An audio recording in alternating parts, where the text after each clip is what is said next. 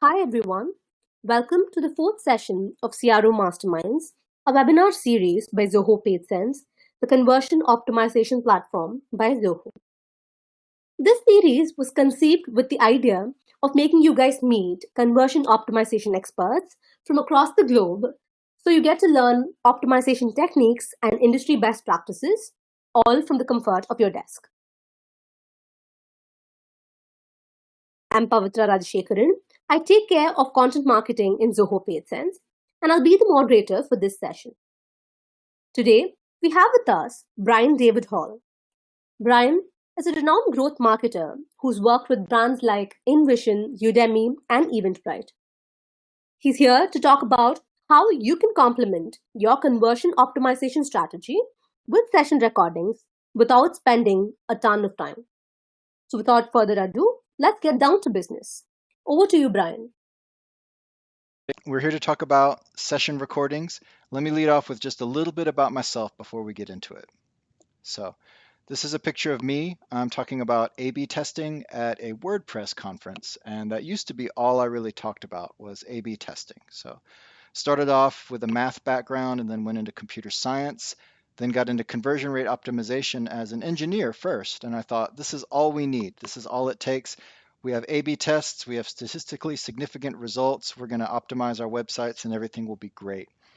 Somewhere along the way, I started to realize that to really succeed at this stuff, you still have to tap into the feelings of the actual visitors on the other side of the website. And furthermore, just as importantly, in order to get buy-in and understanding for your results and for the changes you propose, you need to tap into the feelings of your team and your leadership. And so nowadays, I still spend a lot of time in Google Analytics, but I spend about as much time trying to work on and understand and communicate feelings. And that is what I love about session recordings. Now let's talk about the whole point of session recordings, right? Why are they so great? Why did I try to show up and talk about them for an hour? So I think that the key to session recordings is that they're great vehicles for feeling empathy and great tools for storytelling. So I'll ask you to look at this image on the screen. This is a screenshot from Google Analytics, and ask you, how do you feel looking at this screenshot? How does it feel? I'm going to guess that you might feel a little bit of curiosity if you're into this kind of stuff, maybe a little confusion, but I don't think you're feeling any really strong feelings, like rage or anguish or joy. So let's look at another tool we have. It's a heat map, right? So I'll ask you the same question. When you look at this heat map screenshot, how do you feel? And I'm guessing it's largely the same. You might be curious, you might be confused, but nothing too intense. So next I'll ask you to watch this GIF. And it's on a loop, so we'll let it go one or two times and see what's going on here. So click, click, click, click, click. Okay, we're back to the top. So somebody's trying to fill out a form to access a demo of a B2B marketing platform. And let's watch how that goes for them.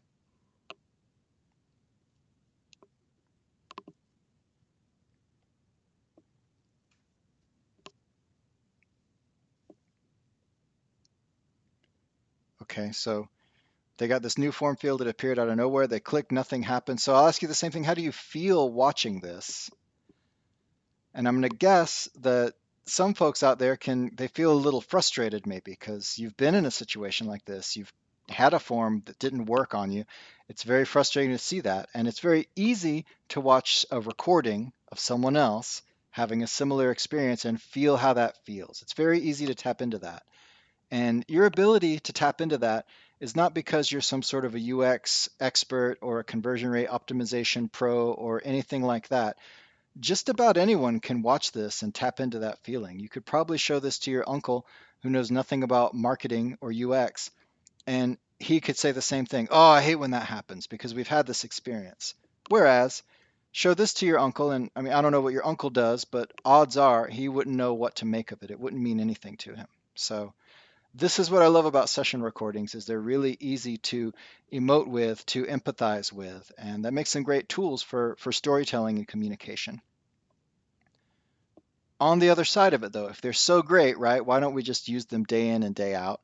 And so the answer to that, the first answer to that is they take time, right? So if you imagine you have 1,000 sessions per day on your site and they're about a minute and a half each, you are creating 25 hours of session recording material per day. So you literally cannot possibly process it all already. And some of you have way more than that. So that doesn't scale, that doesn't even scan. You can't do anything with that. The scarier aspect of this is that you can also make some dubious conclusions based on this data. So you're going to have to sample your session recordings to analyze them. And the A/B testing guy in me gets really nervous about that because sampling bias is a thing. You could make a bad decision. And I wanted to walk through an example of exactly what that might look like. So here we have the PageSense homepage, the website, and we're watching a recording. And here's what we notice. The page loads and the visitor scrolls almost immediately. They're not really looking at that hero section at all, which is that's interesting. That's a little disappointing maybe, work went into that. So imagine you're going to watch 100 session recordings because you want to analyze user behavior on this homepage. And as you watch them, let's imagine you see this over and over again, right? You see the same thing. Lots and lots of people just skip over the hero section. Not everybody, but lots of visitors are just skipping it, right? And so you wonder what's up with that. And this is particularly painful because there's this element in the hero, this get an overview link, which plays a video, which is a great rundown of how the platform works. And let's say out of those 100 session recordings you watched, only 4 session recordings involved clicking and watching that video. That's kind of disappointing, right? It's right there in the hero, it's prominent. And if you see only a 4% conversion rate for that particular action, that feels kind of bad. You might think, well, before I go into what you might think, I guess my plan was to ask you, what would you do about this based on this data? You see people skipping the hero section. You see very, very few people watching the video, despite its prominent location at the top of the page. So what would you think? And me personally, I would be inclined to think, well, something's wrong with the hero. We should drastically revamp it. And I would also think, this video doesn't seem to be doing much. It doesn't seem to be that important. It doesn't even need to be there. Maybe it's a distraction in the hero section. We need to take it out, simplify, right? And what I ask you to imagine now is, we didn't watch the whole recording, right? We're focused on this page. Suppose that all 4 of those video viewers went on to sign up for the software, right? This changes the equation drastically. It's no longer, oh, only 4 out of 100 even viewed it. It's literally 4 out of 4 who viewed it converted. And now all of a sudden I care. And now all of a sudden I feel really silly for suggesting that we might get rid of that link. If anything, I might want to make it more prominent on the page. So this is how I could have easily gone down the wrong path after watching 100 session recordings. And I want to underscore that 100 session recordings. It took forever to watch, and I still got it wrong. This is just terrible, terrible failure mode. So let's talk about how to flip that and avoid this outcome. And in order to avoid it, we need to be sure that we focus on good data. We need to focus on data that we want to pay attention to versus letting noise intrude into the decision-making process. And we also need to do it in a way that saves time, right? We don't want to spend hundreds of hours watching these videos, even if it is helpful. That's just too much time. So the way we're going to do that is specifically, we're going to think about who we're watching before we even start the screen recordings, before we even sit down to watch. We're going to think about who are we watching and why.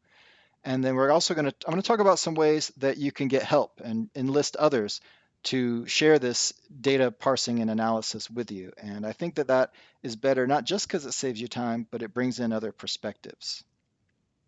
So who should we target, right? We said we're going to target a segment that matters. I'm going to suggest, if this is new, if you haven't done this a lot, that you should start with converters. So somebody who takes an action of value on your site, whether they're making a purchase or filling out a lead form that goes to the sales team, or maybe they're signing up for your app, depending. But one of these actions that's tied as closely as possible to revenue, rather than really any of the other ways you're able to slice these recordings.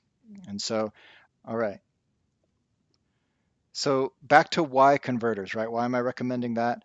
It's a very powerful way to cut down the total volume of data, for one, right? It's just a fraction of all those sessions. You might wish it was a bigger fraction, but if you start with 1,000 hours and you cut it down to converters, you're going to be down to 40 hours or less. Um, in addition to that, you obviously care about the actions they're taking, right? These are the most qualified visitors on your site. By the time you watch this recording, these visitors are actually customers. So they're definitely relevant. And then the last consideration is, if you're going to sit and watch a bunch of recordings, it can be kind of time consuming, it can be kind of draining, but watching people do the thing that your site is meant for actually feels kind of good. It's inspiring. This is a more enjoyable thing to watch than some of the other possibilities, such as, and so here are some other suggestions. If you've already done converters and you want to make another pass and do another analysis, another great segment is almost converters. So people who got all the way up to the last step, maybe they got to checkout or they got to the sign up page and then they left. And some of them just leave the site. Some of them go back to another page and then leave. But watching these recordings, it's agonizing, right? Because they're so close. And at the same time, you can learn a lot from them. So other segments that are useful to look at, content downloaders, free trial users, depending on your site, your product, these are people that have taken a first step toward doing business with you. So figuring out where do they go, what do they seek out on their way to making a decision is very interesting data to have. And then also, if you're like most people and you kind of suspect that your navigation is terrible, then watching people actually interact with it in real time versus just looking at a report in Google Analytics, that can be one way to get an understanding for what's confusing, what could be better, what's overwhelming. So these are all segments you might consider too, but you should start with converters if you haven't already watched converter session recordings. So let's talk for just a moment about how you're actually going to accomplish this. Before you go press the button and start the recordings, right? How are we going to get down to just the ones we want to watch? So there's two basic options. The easiest is by page view. So if a converter lands on a thank you page or something like that after they convert, that's all you need. You're going to gather all your recordings, and then you're going to go in and you're going to just filter down to sessions where people viewed that thank you page and you're done. So that's super straightforward, good to go. That might not apply to your case if you have a single page app or if there are other people visiting that same success page for whatever reason that gets complicated. You need a custom event or a goal set up and you can filter by that. And so this might involve a little bit of developer help, but it shouldn't be a really heavy lift because you're probably firing some sort of a conversion pixel to social platforms or something when that happens already, which means you got the trigger and you just need to go add another tag or another event on that trigger that goes back to your session recordings platform. So once you know in advance how you're going to filter down these recordings, then you officially have permission to press the green button and actually gather these recordings. And now you wait. Okay, so it might take, depending on your traffic and your conversions level, you might want to give it a month. You definitely want to wait until you have at least 50 session recordings of interest. More is okay. Less than that is maybe just not enough. So it's typical to let these run for a few weeks or a month, and then you come back and they're all waiting for you, and now you're ready for analysis. So we'll talk about that next.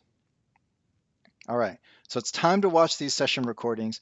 I'm going to strongly encourage you to enlist outside help with this. Even if you have the time and you don't mind spending it, I still think it's a good idea to get other people involved in the process for a few reasons. For one, it scales.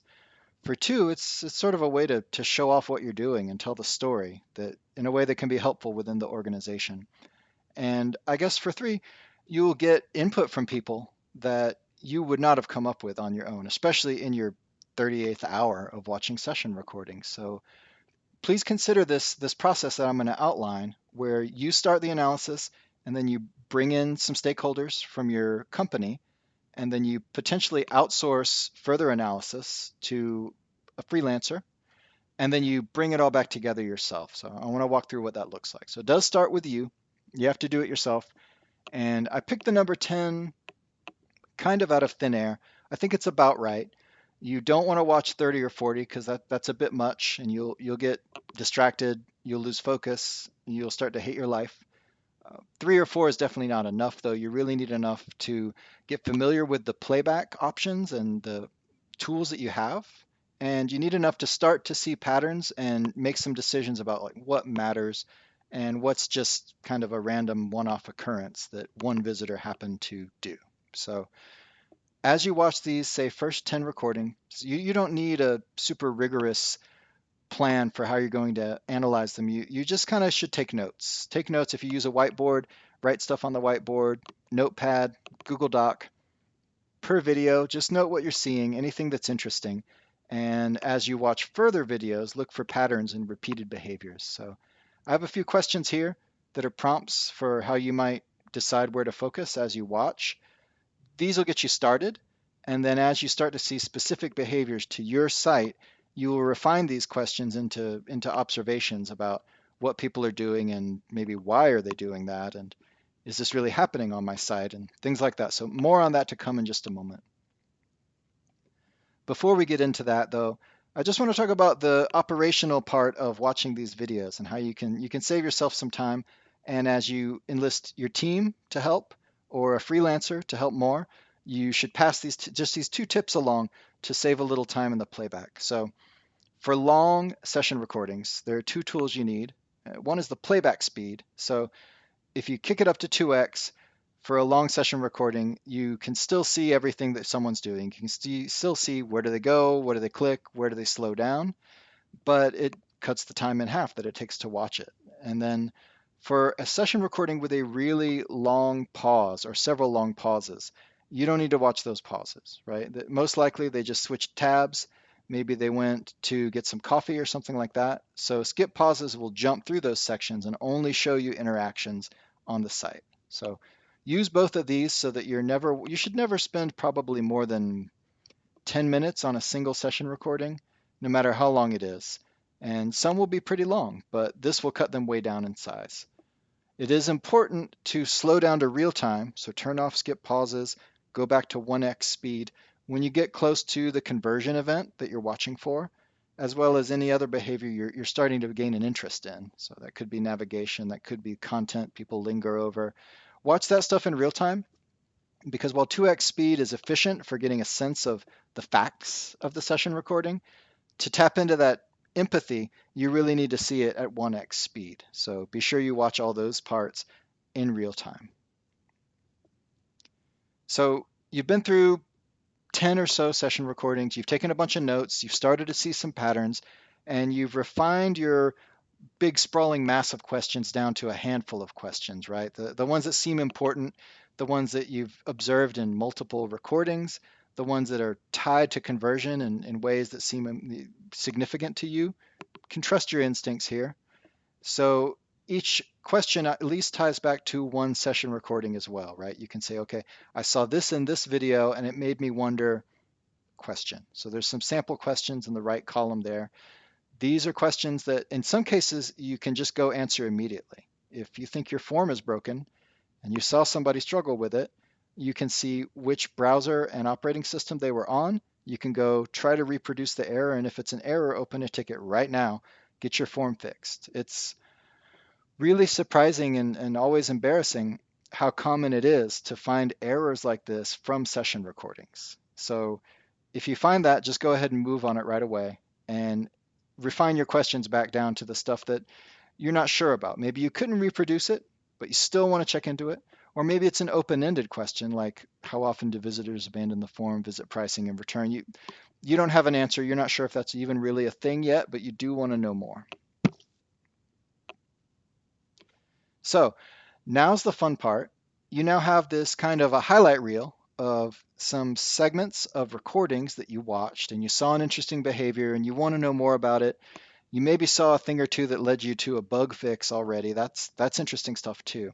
So at this point you want to reach out, and you want to reach out kind of cross-departmentally. So this doesn't have to live within marketing or within UX or optimization or whatever your function is. It shouldn't. You should be able to recruit somebody from sales, product, customer experience. These people will all care about what's going on the website for different reasons and with different perspectives, but they'll all be interested. And so what you do is you do a quick statement of what you're up to. And so let me throw that your way. I would say we want to increase conversions on the website. And to do that, we want to better understand the user experience and how people use the website. To do that, we've gathered some session recordings and we're analyzing them. I've already analyzed a batch and found some interesting things. I want to show you some playback of people on the website and get your input. It'll only take 15 minutes. So this is a meeting people will be happy to say yes to. They will be happy to attend. They will have a good time. So I hope you can set it up. And when you do set it up, just spend a couple minutes repeating the purpose of the meeting, reminding everyone while they're there, and then just get into the playback. So it's like a movie night.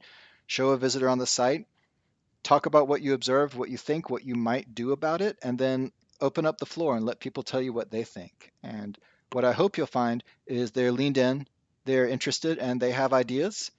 Not all the ideas will be good. That's okay. Not all of my ideas are good, but you will have an engaged audience internally with this project that you're involved in. And if that happens, then number one, you've gotten some insights that you might not have had before the meeting. And number two, you're in a position to make the ask. And the ask is, so at this point, you know how long it takes you to go through a batch of, say, 10 recordings, and you know more or less what you want to look for. And so you just say, hey, we've got another 50 recordings, and I really want to process them and get a little deeper on these topics. Who here would have the bandwidth to go through about 10 of them? It should take you about whatever it takes, half an hour. And just share your notes, share your feedback, share your thoughts. And hopefully you'll get a couple people who say sure, who think actually this is really cool. They really had a good time at the meeting and they're now curious to know more about this. So if you can do that, bam, you got help.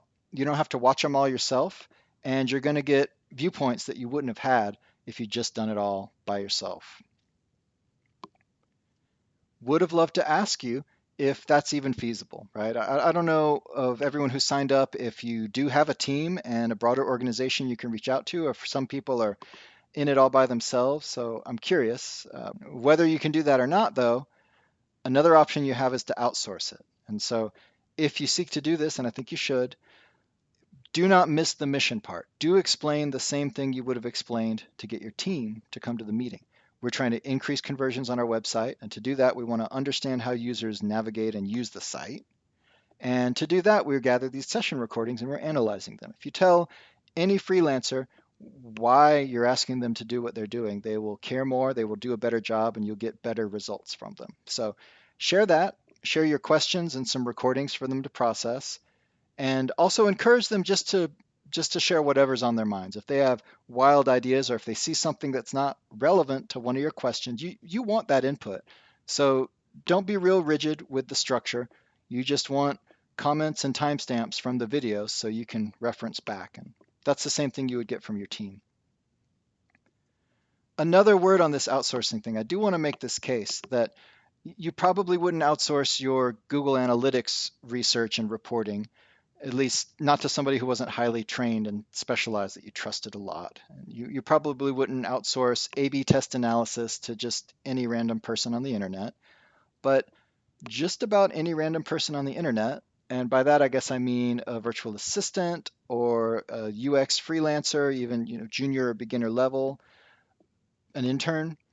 These people can process session recordings and give you valid input on what they're seeing because of the empathy thing, because they are also users of websites and they know what it feels like to be confused or to struggle, and they will give you stuff that's useful.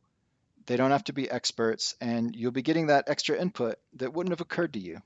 So maybe comparable to, say, user testing, where unless you have a very specialized product, just about anybody can do a successful user test for your website, and they will teach you things that you didn't see. In the same way, processing session recordings works that way. So I want to encourage you to find help and process more. So you looked at some yourself. You got your team to help you, hopefully. You might have delegated some out to an assistant. That's great. So now you need to bring it all in, and you do need to go in and validate some of what you got, right? Not everyone will get everything right. Sometimes there are artifacts of the platform that make it seem like something's broken, but it really wasn't broken. So you'll want to just verify that what people say they saw, they really saw. Just do a spot check. And you're looking for patterns again, right? Did you validate that something strange happens on a regular basis? Did anybody have a good suggestion for why that might be happening, or what would be a better experience for the user? So you start to collect these things, and you're going to put them into two buckets, basically. So the first is stuff you just need to fix, and then the second is stuff you need to investigate further. You need to know more. So I'll give some examples of both. All right. We talked about this a little bit already, right? With the broken form. If you see somebody trying to fill out a form, like I showed you at the beginning, and they can't do it, you go try to reproduce that error, and if you can reproduce it, get it fixed immediately. That's kind of obvious, but it's crazy how often we find that happening. So another thing you might uncover is a part of the site that you already kind of knew was not great, but it hasn't been a priority. And after watching user after user linger over this confusing section that you know needs improvement, and realizing, okay, this is something that our customers, our converters, are spending time with, and you know how to improve it, you'll probably prioritize improving it.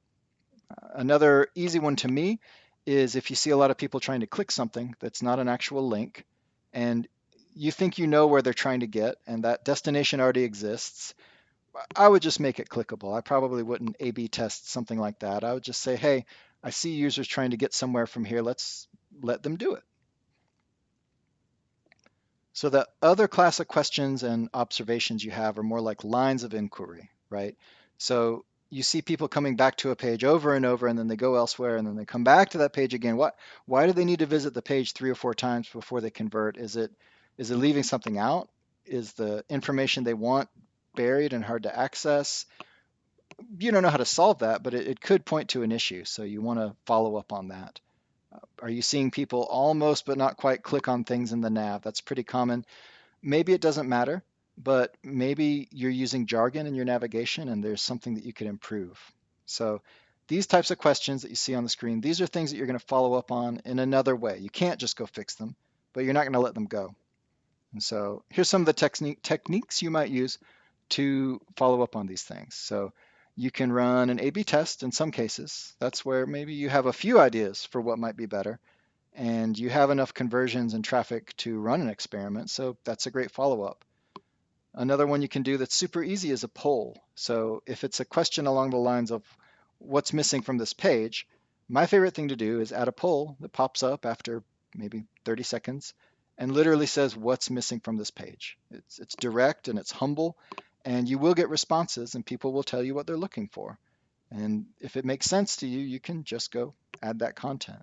So another couple options, user testing. That's where you can give somebody a mission that you know will require them to get the information that's in the questionable part of the site, or will require an interaction with the element that seems to trigger strange interactions. And you just watch them do it and talk it out.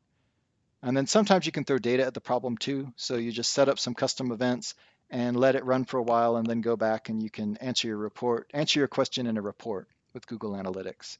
So some method like this of following up is going to be appropriate for your bigger questions.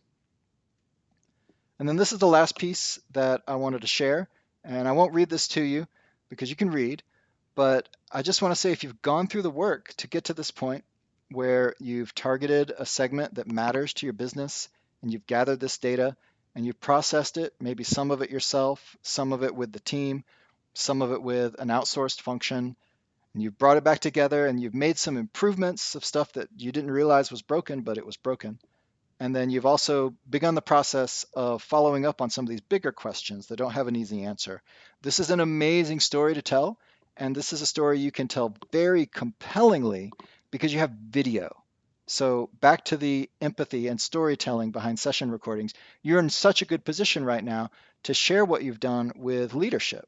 So think about a quarterly business review, or even just an all hands meeting where you have the floor for, say, 5 minutes. You can tell this story, and you talk about what you went through, and you talk about how you uncovered some things that were broken, and then you can show an actual user on the site interacting with the broken part of the site. Everyone in the audience, they feel agony, they feel shame, they hate it so much, it's so hard to watch. And then you say, but we fixed it. We already fixed this. We saw it, we acted, it's solved. And everyone feels relief. and they're so impressed, and now you're a hero. And so then you go on and you introduce some of the more esoteric or open-ended questions that you're investigating, and you show a video. We keep seeing people do this, and we're not sure what it means, but here's what we're trying. Here's how we're following up. Okay, this makes you look so smart, right? And it's compelling, and you have everyone's attention because you're showing a video of the actual interaction from an actual user. It's way more it's way more interesting than a report from Google Analytics, a chart, a graph. And if you keep it quick and you don't ask too much attention from people, they will be fully engaged. This makes you look like you've done so much because you have, right? You've opened a new line of research, you've recruited internally and built bridges across departments. Amazing. You've maybe started to build this outsourced function so you can scale this research, and you are improving results for the website, improving experience for your visitors. You look like a hero. Everyone will love you, and everything will be great. My personal guarantee to you. So that's it. That's what I got about session recordings. I want to encourage you to go watch some, but more importantly, make it a team sport. Bring some other people in and get their input, because in my experience, people really do like this stuff. They like to see people on their own website. So there's a lot more detail in a Google Doc that you can access at the URL on your screen. So briandavidhall.com/session-recordings. You can go there and opt in and get immediate access to a Google Doc. It's about 15 pages long. It's got more stuff on segments that you might want to target and how to target them. It's got information on kind of what you might see, what to do if you see it in a little more detailed fashion.